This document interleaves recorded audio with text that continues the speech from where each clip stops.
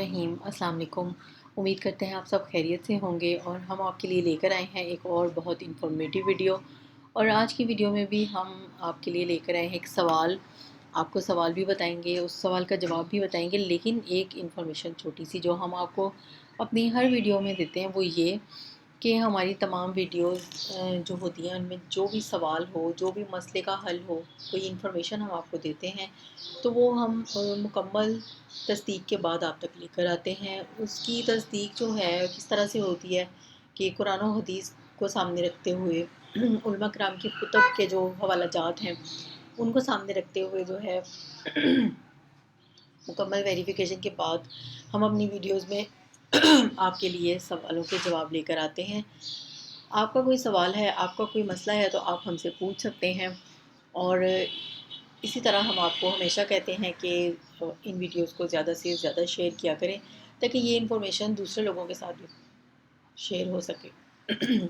शुरू करते हैं आज का सवाल। और टॉपिक है मस्जिद की जगह को दूसरे कामों के लिए इस्तेमाल कर सकते हैं।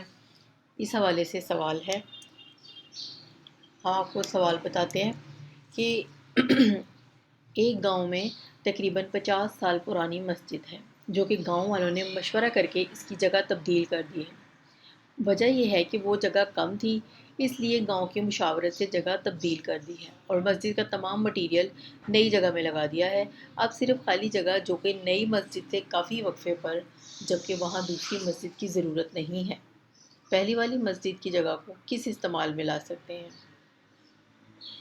सवाल जो है वो एक बार फिर से दोहरा देते हैं कि एक गांव में तकरीबन 50 साल पुरानी मस्जिद है जो कि गांव वालों ने मशवरा करके इसकी जगह तब्दील कर दी है।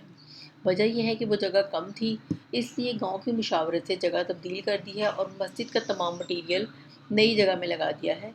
अब सिर्फ खाली जगह जो कि नई मस्जिद से काफ़ी वक्फे पर, जबकि वहाँ दूसरी मस्जिद की ज़रूरत नहीं है। तो क्या पहले वाली मस्जिद की जगह को इस्तेमाल में ला सकते हैं? तो इसका जवाब हम इनको ये बताते हैं कि जो जगह एक दफ़ा मस्जिद शरई बन जाए वो हमेशा के लिए मस्जिद ही रहती है।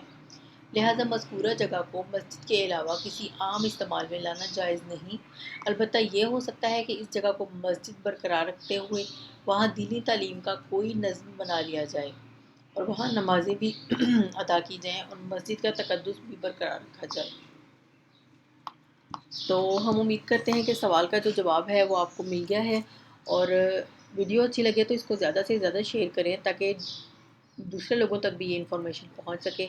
इंशाल्लाह हम आपके सामने एक और वीडियो लेकर हाजिर होंगे। तब तक के लिए हमें इजाज़त दीजिए। अल्लाह हाफिज़।